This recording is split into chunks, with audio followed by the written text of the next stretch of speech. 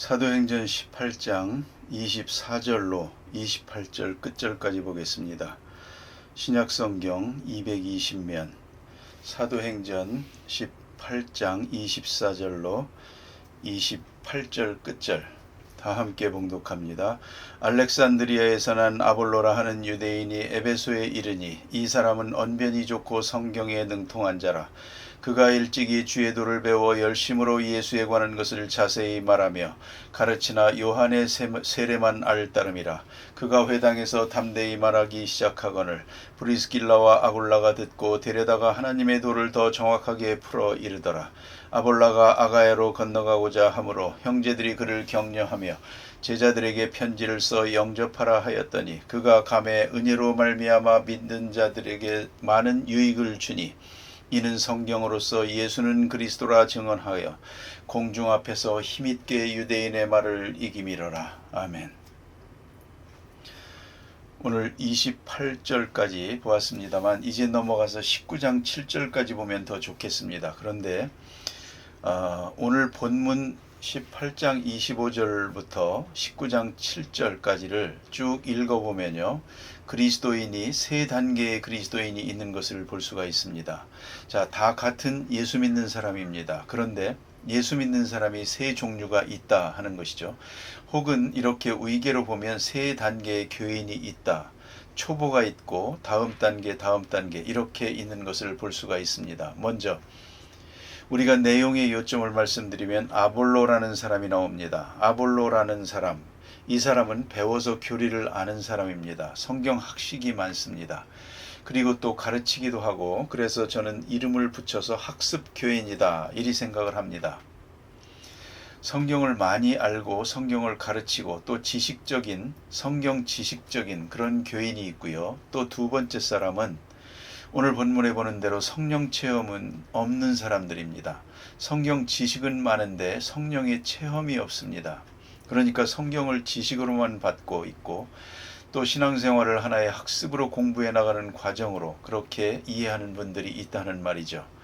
오늘도 보면 그런 사람들이 많습니다. 많은 성경 공부를 하고 성경 지식을 알고 성경을 외우고 그러나 가만히 보면 성경의 깊은 뜻은 모르는 것 같습니다. 그저 많은 것을 기억했다는 것으로 해서 스스로 만족하고 사는 그런 교인들이 있습니다. 세 번째 교인이 성령을 받은 사람들입니다. 성령을 받은 사람. 이래서 사도행전이 말하고 있는 내용이 뭐냐? 오늘 본문을 비롯해서 사도행전이 말하는 그리스도인 하면 성령 받은 사람입니다. 여러분 아시는 바와 같이 예수님이 부활하셨습니다. 엄청난 사건이요. 부활하신 예수님을 만났습니다. 그리고 깜짝 놀랐습니다. 그러나 부활하신 예수를 만난 제자가 어디로 갔느냐? 갈릴리에 물고기 잡으러 갔습니다. 나는 물고기 잡으러 간다. 나는 물고기 잡으러 간다는 베드로도 이상하지만 따라 나서는 제자들이 재밌습니다. 나도. 그래가지고 7이 가더랍니다. 같지 않습니까? 줄렁줄렁 따라 나섰습니다. 이렇게 예수를 만났죠. 깜짝 놀랐습니다. 그들이 예수의 부활을 부인하고 있는 것은 아닙니다. 부활은 사실입니다. 그러나 역사적 사건과 나와의 관계가 없습니다. 그거 참 굉장하구만. 예수님 평상시에도 그렇게 이적을 나타내고 놀라운 분이더니 아니 그렇게 죽은 지 사흘 만에 부활했어? 도대체 이런 신기한 일이 어디 있나? 그런 신기하고 놀라고 깨닫고 거기까지입니다. 그러나 영어로 말하면 so what? 그래서 그거와 나와 어떻다는 얘기요? 예수님이 부활하셨기로서니 어떻다는 말이요? 여기서 문제가 되는 겁니다. 그럼 성령은 뭐냐 하면 그 부활 사건이 믿어질 뿐만 아니라 그 사건과 나와의 관계가 뭐냐? 결국은 십자가는 나를 위해 죽으신 거요. 예수를 십자가에 못 박은 것은 내가 못 박은 것이요.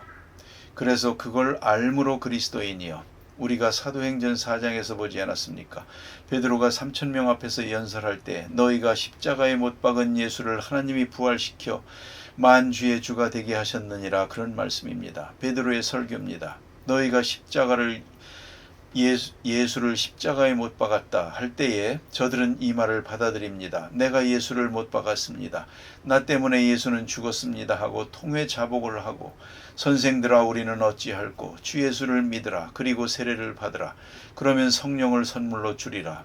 이렇게 해서 세례를 받고 성령을 받고 그리스도인이 됩니다. 여기서 우리가 생각해야 됩니다. 그것이 무엇을 의미하느냐 하면 예수님의 죽으심과 부활이라고 하는 이 객관적 사건을 내게 주시는 주관적 계시로 수용하는 시간입니다. 그런 역사가 나타납니다. 그건 내가 수용하기보다도 성령 자체가 강권적으로 내게 다가옵니다. 그래서 이제 성령의 역사가 나타났죠.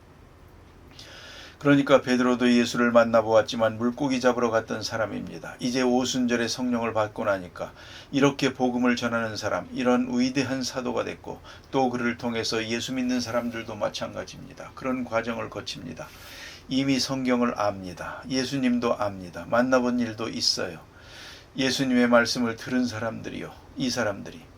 그리고 예수의 십자가를 본 사람들입니다. 부활에 대해서도 직접 본 분도 있지만 직접 보지는 않았더라도 충분히 간접적으로 체험하고 있는 사람들이죠. 문제는 성령을 받아야 됩니다. 그리함으로써 십자가와 나와 생명적 관계를 맺게 되는 거죠. 나를 위해 죽으시고 내 의를 위해서 부활하시고 여기에 도달하게 됩니다. 이게 바로 성령의 역사입니다. 그러니까 분명히 아셔야 됩니다. 사도행전이 말하는 사도행전적 그리스도인이란 곧 성령을 받은 사람을 말합니다. 성령 못 받은 사람은 성경을 아무리 많이 알아도 그리스도인이 아닙니다. 적어도 사도행전은 그렇게 말하고 있단 말입니다. 그래서 오늘 본문에 그것이 자세히 기록이 되고 있는데요. 자세히 상고해보면 오묘하기도 하고 또 성경 구성이 너무너무 재미있게 우리에게 중요한 진리를 설명해주고 있습니다. 자, 본문에 나타난 대로 아볼로라는 사람이 있습니다. 알렉산드리아에서 난 아볼로라 하는 유대인이 에베소에 이르니 이 사람이 학문이 많은 고로 성경에 능한 자라 그랬습니다. 학문이 많고 성경에 능한 자라, 이건 좀 깊이 생각할 문제입니다. 알렉산드리아라고 하게 되면 아프리카 북쪽에 새로 알렉산더가 세운 도시입니다. 주전 332년이죠. 알렉산더 대왕의 이름을 따서 알렉산드리아라고 하는데요. 여기는 애굽인과 로마인과 헬라인과 유대인이 다 함께 살았습니다. 큰 도시입니다. 당시에 100만 명이었다고까지 기록이 나옵니다. 그리고 헬라어를 공용어로 사용하는 말하자면 세계적인 도시입니다. 그런 도시였다 하는 겁니다. 여러분 상식적으로 알지만은 소위 알렉산드리아라고 하는 도서관도 바로 여기에 있고요. 소위 70인경이라는 것도 여기서 만들어졌다고 말합니다. 좌우간 아볼로는 본문에 보는 대로 성경에 능한 사람이요. 그리고 열심히 읽고 오늘 성경대로 보면 열심히 읽고 성경을 자세히 연구하고 담대히 말하고 유력하게 말하는 그런 사람입니다. 그런데 배워서 깨닫고 배운 바를 전하는 그런 사람이요. 아주 지식인이었다 그 말이죠. 높은 지식의 사람입니다. 여기서 우리가 생각해야 됩니다. 그러나 성령을 받지 못했습니다. 좀 우스운 얘기입니다만 한국인들은 아시는 대로 몽골리안의 영향을 받은 사람들은 하나같이 소위 샤머니즘이라고 하는 무당, 무속 종교의 배경을 가지고 있습니다. 그런데 무당은 두 가지라고 말합니다. 너무 재미있는 말이죠. 무당은 강신무당이 있고 습득무당이 있습니다. 신이 내려서 무병을 앓습니다. 이유를 알 수 없는 병을 앓습니다. 이건 다른 방법으로는 고치지 못합니다. 무병이라는 병은요. 그러면 그건 무당을 데려다가 그 신을 환영해 줍니다. 그래야 그 병이 나을 수 있다. 이것이 속설인데요. 그래서 먼저 신이 내리고 그 다음에 무당이 어떻게 하는 걸 좀 배우고 이렇게 해서 무당이 됩니다. 이게 바로 강신무당입니다. 신이 먼저 내려서 이루어지는 무당이요. 그 다음에는 신이 내린 것은 하나도 없고 무당하는 일을 보니까 별로 어렵지도 않거든요. 살살 따라다니면서 배워가지고 습득무당이 있습니다. 신이 내린 건 하나도 없습니다. 그냥 배워가지고 이렇게 하는 거 전부 배워가지고 하는 겁니다. 방울 달린 거 절렁절렁 하면서 그거 하는 겁니다. 어쨌든 배워가지고 하는 무당이 있다. 그런데 중요한 것은 북쪽으로 올라가면은요 재밌습니다. 90%가 강신무당이요 10%가 습득무당입니다. 남쪽으로 내려오면서는 습득무당이 90%고 강신무당이 10%입니다. 그렇게 통계적으로 나옵니다. 우리는 교회 다니니까 잘 몰라서 그렇죠. 관심 있게 보면 이 주변에도 얼마든지 많습니다. 특별히 부산에 가보면요. 한번 가볼 만도 합니다. 부산의 언덕 위에 코모도 호텔이라고 있죠. 거기서 언덕으로 쭉 가면서 보면 길가에 계속 무당집이 있습니다. 차를 타고 가면서 천천히 운전하면서 보면 세어보면요. 볼 수 있는 것만도 70개가 넘습니다. 무슨 영정, 무슨 신, 전부 전업 무속 사업을 하는 그런 사람들입니다. 아예 세금까지 내면서요. 그런 마을이 쭉 있습니다. 대단합니다. 그런데 전부가 다, 그 중에 일부는 아니겠지만 습득무당입니다. 배워서 하는 거죠. 우리 교회식으로 말하면 신학교 나와가지고 하는 겁니다. 그게. 그러나 성령은 없습니다. 바로 여기에 문제가 있는 겁니다. 그와 같이 이렇게 무속을 전문으로 연구하는 분들이 제일 어렵고 골치 아픈 일이 뭐냐면, 꼭 강신무당을 만나야 제대로 무속에 대해서 공부를 할 수 있겠는데, 습득무당은 완전히 사기꾼이니까 거기서 아무리 공부해봐야 나오는 게 없거든요. 이렇게 되면 난감해하는 겁니다. 그래서 무속을 전문으로 연구하는 분들이 습득무당과 강신무당을 가리는 그런 연구를 많이 합니다. 자, 그런데 오늘 이걸 기독교적으로 말하면 무슨 말이 되냐 하면, 성경을 많이 압니다. 그래가지고 가르치기도 합니다. 이게 바로 습득무당입니다. 그런데 그리스도를 중심한 바른 체험이 없습니다. 그 복음에 내 목숨을 걸고 전적으로 그리스도와 나와의 관계에 있어서 성령을 받아야 됩니다. 뜨거운 감회가 있어야 됩니다. 이런 경험이 없는 그런 교인도 많고 교역자도 많습니다. 거기에 문제가 있다 하는 얘기입니다. 그러면 아볼로는 성경을 많이 압니다. 알렉산드리아 학파에 속한 사람들이 특별히 역사적으로 알고 구약을 많이 압니다. 좀 더 나아가서는 구약을 연구하는 가운데 메시아 대망사상까지 가지고 왔습니다. 구약을 잘 연구해 보니까 신앙의 초점은 메시아다. 여기까지 알고 있는 겁니다. 그걸 전하고 있는 것이죠. 그리고 세례 요한이 증거한 것까지는 알고 전하고 있다 하는 말입니다. 말씀을 배워서 알고 또 가르치고 그랬습니다. 자, 그러면 말씀을 배워서 메시아를 찾았고 메시아를 전하는 학자입니다. 그런데 오늘 본문을 자세히 읽으면요, 요한의 세례만 알 따름이라 회당에서 담대히 말을 시작하거늘 여기서 브리스길라와 아굴라가 듣고 데려다가 하나님의 도를 더 자세히 풀어 이르더라. 누가 누구를 가르치죠 지금? 아굴라와 브리스길라는 천막 치는 업을 가진 사람들이요. 다시 말하면 성경 연구가 전업이 아닙니다. 다시 말하면 일반적인 직업인이요, 천막을 만드는 직업인입니다. 요새 말로 말하면 중소기업을 하는 사람이죠. 이런 정도의 기업인입니다. 사업가입니다. 아볼라하고 비하면 얘기가 안 되죠. 비교가 안 됩니다. 아볼라는 대학자예요. 이쪽은 평범한 사업을 하는 사람입니다. 그런데 오늘 본문에 놀라운 것은 브리스길라와 아굴라가 듣고 데려다가 하나님의 도를 더 자세히 이르더라. 누가 누구를 가르치는 겁니까? 아볼라가 아굴라를 가르쳐야 될 것 같은데 아니요. 지금은 아굴라가 아볼로를 가르치는 그런 시간입니다. 여기서 더 중요한 것은 아볼로가 겸손하게 브리스길라와 아굴라를 통해서 하나님의 말씀을 배웠다는 것이죠. 여기서 우리가 큰 감동을 받게 됩니다. 이건 일반적으로는 전혀 있을 수 없는 얘기요. 누구를 가르친단 말입니까? 아볼로가 거절할 수도 있을 것 같은데 역시 아볼로는 학식이 있는 사람이요, 성경 지식이 있는 사람이기 때문에 조용하게 배우게 됩니다. 놀라운 얘기가 아닙니까? 많이 안다고 그가 그리스도인이 아닙니다. 성령을 받아야 그리스도인이요. 그뿐 아니라 성경을 그리스도 중심적으로 알아야 됩니다. 그래서 성경을 통해서 하나님의 말씀을 들어야 됩니다. 그러므로 그리스도인이란 말이죠. 그런데 대학자이지만 브리스길라와 아굴라의 얘기를 들으면서 과연 당신이 말하고 있는 그 예수가 그리스도다 하는 것을 알게 되었단 말입니다. 여기서 아볼로는 아굴라와 브리스길라로부터 배우게 됩니다. 이런 아주 재미있는 얘기가 있습니다. 1905년에 있었던 얘기입니다. 나이 70이 넘은 사람이 예수를 믿게 됐습니다.